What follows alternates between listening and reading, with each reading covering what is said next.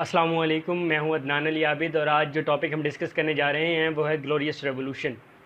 Glorious revolution बड़ा ही अहम event है, बहुत ही अहम इवेंट है तारीख़ का, जिसने न सिर्फ इंग्लैंड की तारीख़ में बड़े अहम असरात छोड़े हैं बल्कि पूरी दुनिया में बड़े अहम असरात छोड़े हैं। ग्लोरियस रेवोल्यूशन वो रेवोल्यूशन है जिसके बाद फेमिनिस्ट तहरीक का भी आगाज़ होता है, इसके बाद आपको जमहूरियत भी नज़र आती है, डेमोक्रेसी का भी आगाज़ होता है, मोनार्की का ख़ात्मा होता है। लेकिन इसके पीछे कौन कौन से इवेंट्स थे, ये मैग्ना कार्टा का क्या रोल था इसमें, इसके अलावा अगर हम देखें तो ये वार ऑफ रोजेज़ क्या थी, ये मोनार्की वर्सेस पार्लियामेंट क्या टसल थी जो चलती रही, और इसके अलावा फिर अगर हम बात करें कैथोलिक वर्सेस प्रोटेस्टेंट, ये पूरी की पूरी चीज़ें क्या इवेंट्स थे जो बड़ा ही अहम रोल अदा करते हैं इस रेवोल्यूशन को लाने में। और इसको ग्लोरियस रेवोल्यूशन कहा क्यों जाता है? ये ब्लडलेस रेवोल्यूशन था जिसमें कोई खून नहीं बहा था। ये आखिर ये इनकलाब कैसे आया था? इस तरह के इनकलाब भी क्या आते हैं जिसमें खून नहीं बहा करते, और ये नहायत ही अहमियत के हामिल हुआ करते। ग्लोरियस रेवोल्यूशन को समझने के लिए उसकी तारीख़ समझना बड़ा ही ज़रूरी है। जो कुछ ऐसे इवेंट्स जो तारीख़ में हुए उनको समझना बड़ा ही ज़रूरी है, और इसमें पहला इवेंट जिसका मैं ज़िक्र करना चाहूँगा वो मैग्ना कार्टा का था। मैग्ना कार्टा से मुराद द ग्रेट चार्टर है। ये एक माहिदा था जो कि किंग और उसके नीचे के एक तबके के दरमियान हुआ था। ये तबका बैरन्स कहलाता था जो किंग के नीचे हुआ करता था, और इस तबके ने एक माहिदा करवाया था किंग से। ये 1215 में होने वाला एक माहिदा था जिसे द ग्रेट चार्टर यानी कि मैग्ना कार्टा का नाम दिया गया। ये माहिदा था क्या? इस माहिदे के तहत ये हुआ था कि पहले किंग ऑल इन ऑल था और उसके पास सारी पावर्स मौजूद थी, मगर जब ये माहिदा हुआ तो इस माहिदे के तहत ये कहा गया कि टैक्स जब भी इम्पोज़ किया जाएगा कंट्री में तो फिर आपको कंसल्ट करना पड़ेगा, आपको बातचीत करनी पड़ेगी किन लोगों से, बैरन से, जो कि एक नीचे वाला तबका है किंग से। तो ये एक माहिदा हुआ और ये एक अच्छा स्टेप था टूवर्ड्स डेमोक्रेसी, क्योंकि इससे पहले किंग के पास तमाम इख्तियारात मौजूद थे, लेकिन अब टैक्स इम्पोज़ करने से पहले आपको बैरन से कंसल्ट करना पड़ेगा। इसके बाद जो अहम इवेंट होता है वो फॉर्मेशन ऑफ पार्लियामेंट है। फॉर्मेशन ऑफ पार्लियामेंट, पहली पार्लियामेंट बनती है 1265 में। ये पार्लियामेंट आज की पार्लियामेंट से तो बहुत मुख्तलिफ थी, मगर ये पार्लियामेंट ज़रूर थी। इस पार्लियामेंट में एलीट क्लास और वेल्दी पीपल मौजूद थे, मगर ये पार्लियामेंट ज़रूर थी, और इस पार्लियामेंट ने एक नहायत ही अहम रोल अदा किया टुवर्ड्स डेमोक्रेसी। यूँ 1265 में एक पार्लियामेंट वजूद में आ गई, लेकिन इस पार्लियामेंट के वजूद में आने से एक सवाल खड़ा हो गया कि ज़्यादा पावर किसके पास होगी, मोनार्की के पास होगी या फिर पार्लियामेंट के पास होगी। और इस सवाल ने कई जंगें करवा दी कि मोनार्क के पास ज़्यादा पावर रहेगी या फिर पार्लियामेंट के पास ज़्यादा पावर रहेगी। यूँ तो एक जंग जो है वो जारी रही मोनार्की के बीच में और पार्लियामेंट के बीच में, लेकिन एक और वॉर भी थी जो वॉर ऑफ रोजेज़ कहलाई। ये वॉर क्या थी? ये वॉर दरअसल बिटवीन मोनार्क्स थी। ये दो ख़ानदानों की जंग थी, दो डायनेस्टीज़ की जंग थी जो लड़ना चाहते थे, जो हासिल करना चाहते थे पावर। और ये दो ख़ानदान कौन कौन से ख़ानदान थे? ये तो मोनार्की के लिए जिन दो डायनेस्टीज़ में जंग रही वो हाउस ऑफ लैंकास्टर और ट्यूडर डायनेस्टी थी। ये दो डायनेस्टीज़ आपस में लड़ती रही मोनार्की के लिए, और बिल आखिर ट्यूडर डायनेस्टी जो है वो जीतती है, और हेनरी ट्यूडर जो है वो पहले मोनार्क बनते हैं ट्यूडर डायनेस्टी से। हेनरी ट्यूडर 8 जो है वो इसके बाद हेनरी ट्यूडर 8 जो है वो नहायत ही अहम रूलर हैं जिन्होंने बड़ा ही इफ़ेक्टिव रोल प्ले किया। हेनरी ट्यूडर एक इफ़ेक्टिव रूलर तो थे, लेकिन उन्होंने कोशिश की कि पावर अपने पास रखी जाए, और इस कोशिश में पार्लियामेंट उनसे नाराज़ हो गई। पार्लियामेंट इसलिए नाराज़ हो गई कि वो चाहते थे कि उनसे कंसल्ट किया जाए, मगर हेनरी 8 जो हैं वो कंसल्ट करने के बजाय अपने पास पावर रखना चाहते थे। सेंट्रल पावर जो है वो अपने पास रखना चाहते थे, जो कि पार्लियामेंट कतन नहीं चाहती थी। इसके बाद एलिज़ाबेथ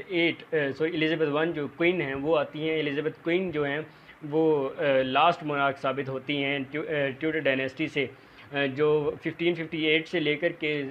1558 से लेकर 1603 तक जो है वो रूल करती हैं, और ये लास्ट मोनार्क हैं। इनके कोई बच्चे नहीं होते आगे, तो इनकी कोई नस्ल नहीं होती। इस वजह से यहाँ पर ट्यूडर डायनेस्टी का एंड होता है और यहाँ पर स्टुअर्ट डायनेस्टी जो है वो शुरू हो जाती है। और स्टुअर्ट डायनेस्टी में जेम्स स्टुअर्ट जो हैं वो पहले मोनार्क बनते हैं। जेम्स स्टुअर्ट, ये वही जेम्स स्टुअर्ट हैं जो स्कॉटलैंड में जेम्स 1 के नाम से मशहूर थे। जब वो यहाँ पर जेम्स स्टुअर्ट के नाम से मशहूर होते हैं, जब इंग्लैंड में आते हैं तो जेम्स स्टुअर्ट के नाम से मशहूर हो जाते हैं।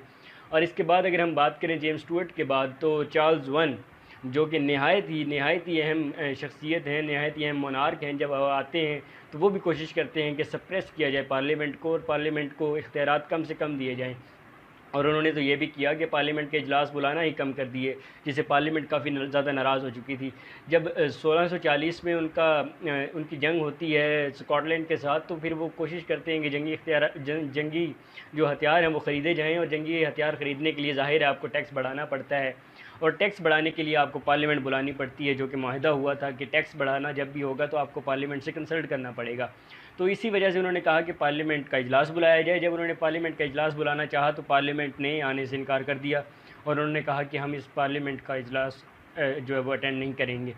تو جس کی وجہ سے ایک ٹسل بنتی ہے پارلیمنٹ کے بیچ میں اور چارلز ون کے بیچ میں، یہی ٹسل جو 1642 سے شروع ہوتی ہے انگلش سول وار کا روپ اختیار کر لیتی ہے۔ ہوتا کچھ یوں ہے کہ چارلز ون اور پارلیمنٹ کے درمیان جنگ شروع ہوتی ہے، اور یہ جنگ دو آرمیز کے بیچ میں ہوتی ہے۔ دو آرمیز، ایک چارلز ون کی ہوتی ہے جس میں، اور ایک پارلیمنٹ کی آرمی ہوتی ہے۔ جو پارلیمنٹ کی آرمی ہوتی ہے اسے ماڈل آرمی کا نام دیا گیا، اور جو چارلز ون کی آرمی ہے اسے کیویلیئر آرمی کہا جاتا ہے۔ یہ جنگ 1642 میں شروع ہوتی ہے، 1646 میں جا کر یہ جیت جاتی ہے اور یہ کامیاب ہو جاتی ہے، اور یوں مونارکی جو ہے وہ ختم ہوتی ہے۔ اور اس کے بعد 1649 میں چارلز ون کے اوپر ٹرائل شروع کیا جاتا ہے، اور یہ ایک نئی ریولوشن تھی کہ 1649 میں یہ ہوا کہ کسی کنگ کو انڈر ٹرائل لایا گیا، اور کسی کنگ کو سر عام پھانسی بھی دی گئی۔ جی ہاں، چارلز ون کو سر عام پھانسی دے دی گئی، اور یوں 1649 میں ایک مونارکی کی بجائے پارلیمنٹ کا آغاز ہوتا ہے اور پارلیمنٹری نظام شروع ہوتا ہے۔ 1649 سے 1653 تک کا جو پیریڈ ہے اسے کامن ویلتھ پیریڈ کہا جاتا ہے، اور وہ پارلیمنٹ کا پیریڈ تھا۔ لیکن ہوتا یہ ہے کہ یہ پارلیمنٹ کا پیریڈ نہیں چل پاتا، کیونکہ جب نئی چیز آتی ہے تو اس سسٹم کو ایڈجسٹ ہونے میں ٹائم لگتا ہے، اور پارلیمنٹ کے نظام کے لیے انگلینڈ کی عوام تیار نہیں تھی، اور وہ کوئک چینجز چاہتے تھے۔ تو یوں پارلیمنٹ کامیاب نہ ہو سکی، اور جب پارلیمنٹ ڈیلیور کرنے میں ناکام ہو جاتی ہے اور ایک سپیس کریٹ ہوتی ہے تو پھر وہی ہوتا ہے مارشل لا انفورس ہوتی ہے، اور جو اولیور کرومویل جو اس وقت چارلز ون کے خلاف لڑ رہے تھے، اور اس وقت انہوں نے آرمی میں ایک اہم رول ادا کیا، بلکہ وہ لیڈر تھے آرمی کے، وہ اولیور کرومویل آتے ہیں اور وہ مارشل لا انفورس کر دیتے ہیں۔ مارشل لا انفورس کرنے کے بعد تقریباً 4 سال یہ مارشل لا چلتا ہے، اور 1658 میں یہ مارشل لا ختم ہو جاتا ہے، کیونکہ جو اولیور کرومویل ہیں وہ وفات پا جاتے ہیں، اور ان کے وفات پانے کے بعد دوبارہ پارلیمنٹ سوچنے پہ مجبور ہوتی ہے کہ ہمیں اپنا سسٹم چینج کرنا چاہیے، کیونکہ یہ نہ ہی ہمارے حق میں یہ مارشل لا تھا اور نہ ہی اس سے پہلے پارلیمنٹری نظام، تو پھر واپس ہمیں چلنا چاہیے مونارکی کی طرف۔ اور یہی ہوتا ہے، وہ مونارکی کی طرف دوبارہ موو کرتے ہیں، اور وہ دعوت دیتے ہیں چارلز ون کے بیٹے کو دعوت دیتے ہیں، جی ہاں، جس کے باپ کو سر عام پھانسی دی گئی، اس کو دعوت دی جاتی ہے کہ آپ آئیں اور آ کر دوبارہ سے مونارکی کو سنبھالیں اور اس کو چلائیں آگے۔ اور یہی ہوتا ہے، 1660 میں وہ آتے ہیں اور آ کر کے اس عہدے کو سنبھالتے ہیں، اور وہ نئے مونارک ہوتے ہیں، اور 1660 سے لے کر کے 1685 تک مونارکی جو ہے وہ چارلز ون کے بیٹے چلاتے ہیں۔ چارلز ون جیسے ہی وفات پاتے ہیں تو پھر چارلز ٹو جو ہیں وہ برسر اقتدار آتے ہیں، لیکن ان کا مسئلہ یہ ہوتا ہے کہ وہ کیتھولک ہوتے ہیں۔ اب کیتھولک ورسز پروٹسٹنٹ بڑی جنگ رہی ہے، کیونکہ کیتھولک جو ہیں وہ مذہبی قسم کے لوگ ہوتے ہیں، اور پروٹسٹنٹ جو ہیں وہ ان سے اختلاف رکھتے ہیں، تو اس لیے انگلینڈ کی جو پارلیمنٹ تھی وہ بھی کیتھولک لوگوں کو پسند نہیں کرتی تھی، لیکن چارلز ون کا جو اقتدار تھا وہ چارلز ٹو سنبھال چکے تھے، اور آگے انہوں نے ہی اس کو کنٹینیو کرنا تھا، جو کہ کیتھولک تھے۔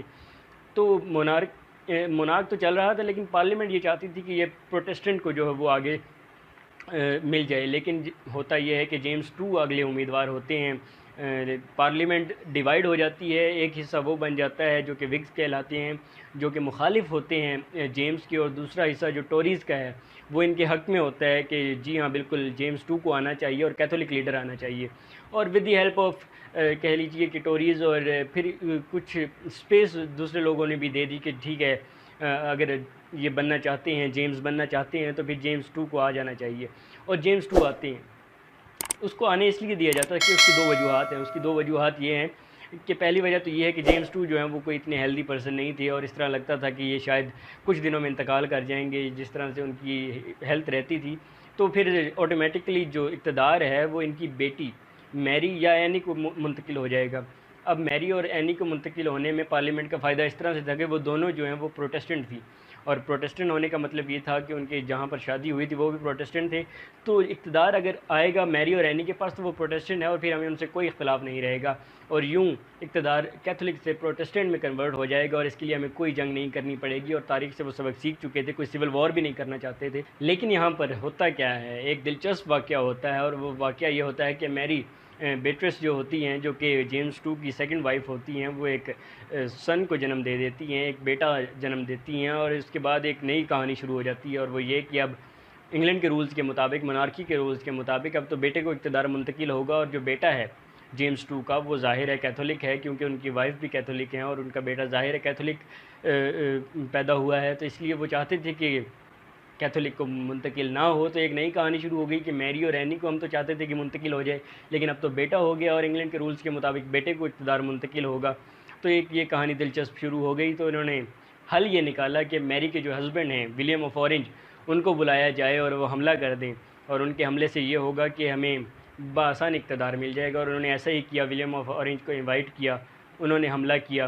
جیمز ٹو جو ہیں وہ چلے گئے، اور یوں اقتدار بآسانی ولیم آف اورنج کو منتقل ہوتا ہے۔ ولیم آف اورنج کو منتقل ہونے کا فائدہ یہ ہوتا ہے